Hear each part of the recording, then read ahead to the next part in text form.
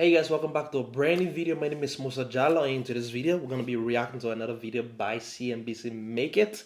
And the video is entitled Living on $210,000 a year in New York City. Millennial Money. The person in today's video, she's a YouTuber. She's like based in New York City. She's a software engineer, so I kind of know her. But I haven't seen this video personally. So with no further delay, let's get into the reaction. I think part of the reason why I save so much comes from what I've learned from my parents. We never took vacations. We only went to the library. That was our vacation. They were basically just very frugal, and that carried on to me. I try to be pretty frugal. I feel like most people, that's what they don't like understand about immigrants, like for example, I didn't leave my country where they have like a tropical climate, like beaches and stuff like that. Nice weather to come and sit in Norway in the winter to play. So when we come here, it's like to really work hard. Of course, we like respect the Norwegian culture. We are part of the Norwegian culture. We speak the language, we like pay our taxes, stuff like that. But most immigrants, when they come to like really, really work. So like for us, like I have some friends who like it's no problem for them to buy like the latest iPhone every year. But me, even though I have like the means to do it, but I still can do it, because I know like where I'm coming from. I know like even today like I'm in a better position, but I know like it will get really worse. And I've seen like the extreme levels, like people will like really have it well and people who don't have it well. Put my hand back up now. And people who don't have it well. So I've seen like those extremes. So it's like I kinda understand it in a way.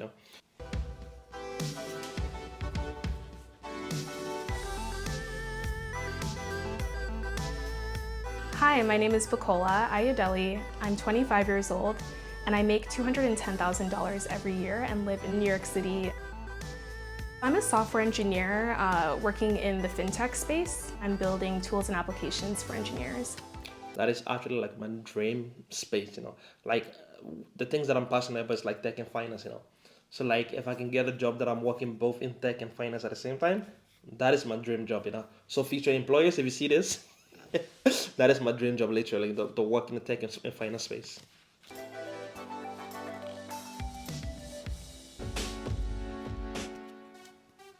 So I'm actually obsessed with tracking things. Like I track my calories, I track my workouts, and I also track my money.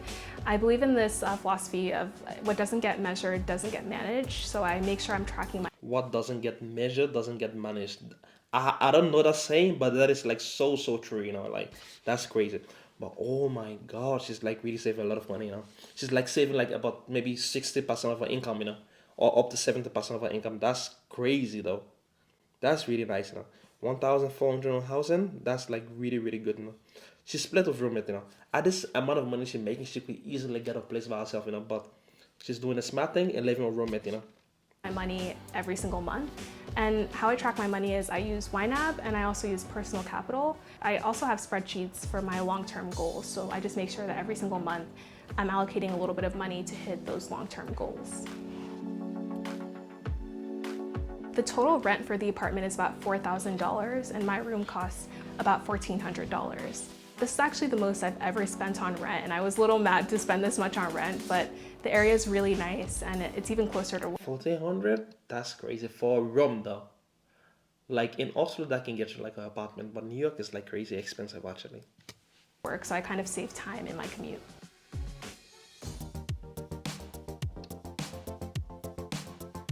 So I was born in Nigeria and I moved here when I was 6 years old. And we moved into like an inner city neighborhood when we first got here. And my parents really like hustled and worked hard to like get us to a better neighborhood.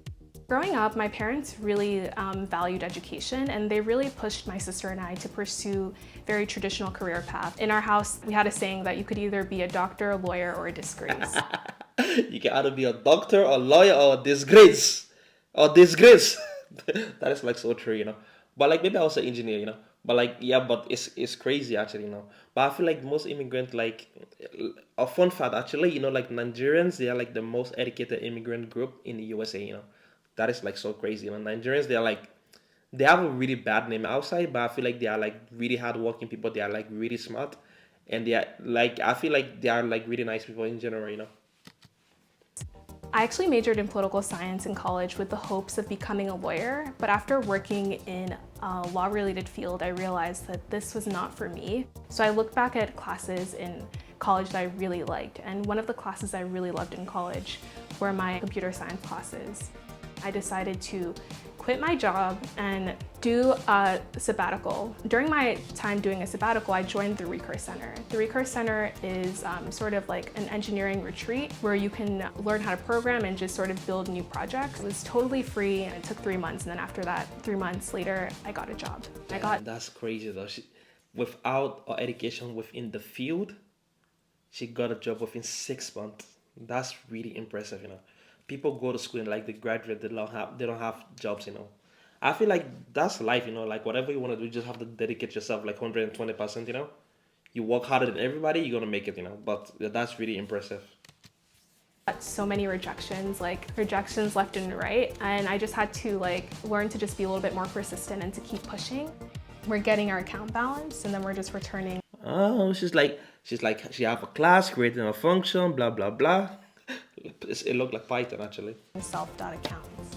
So it's just easy. It can be kind of a little isolating to be the only Black woman, but I really just try to connect with other Black women and people of color in the software engineering space. I've been stopped like a bunch of times from like entering my job because like they thought I just didn't work in the building. Yeah, that's really messed up, you know. Like imagine you go somewhere and people like, oh, you know, your kind of people doesn't work here. That's crazy though.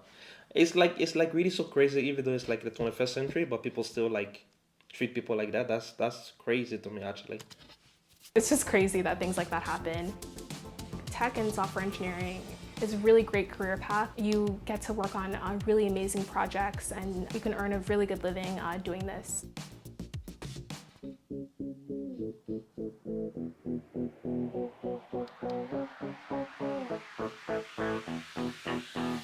$200 goes towards groceries and $100 for eating out. I grew up on meal prep. My mom always made us some jollof rice in the house, so I usually meal prep my meals. Good, okay. I don't know why people doesn't do it, you know. I feel like you save so much money and time, you know. Like for me, I cook like every week, like once a week, you know. Every week I cook on Sunday or Saturday, you know, and have the food for the whole week, you know. Sometimes I even have it for 2 weeks, you know. I don't know why people doesn't do that. It saves like so much time and money, you know. Good.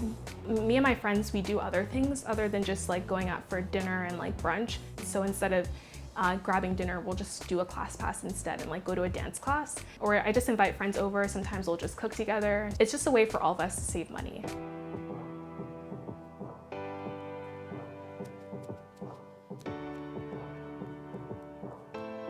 I only left school with about $7,000 in student loans was because of 2 factors.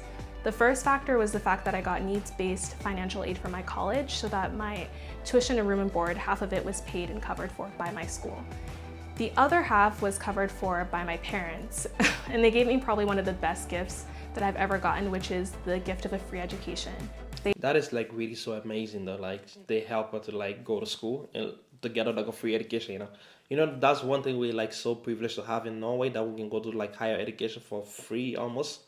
You pay like I think like $80 a semester for registration fees, and that's it, you know. And you have to buy your own books and stuff like that. But I feel like it is like a privilege we have in Norway, that you don't have to pay for education at that higher level, you know. You can go to school as much as you want, you don't pay for education, you know. It's really amazing. They took on the burden of carrying like our loans, but they were able to pay it off through just being really frugal.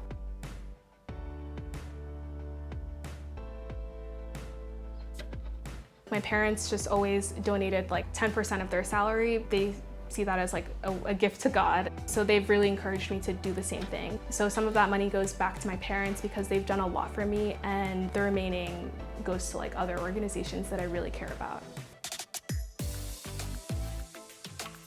I love exercising so much. Exercising has helped me like live in New York City. It's honestly one of the most stressful places to live in, but maintaining an exercise routine really helps me reduce my stress and really. That's one thing I have to like really work on, you know. Like the stomach is like it's really growing, you know. I have to like really start exercising, you know. Helps me with my mental health.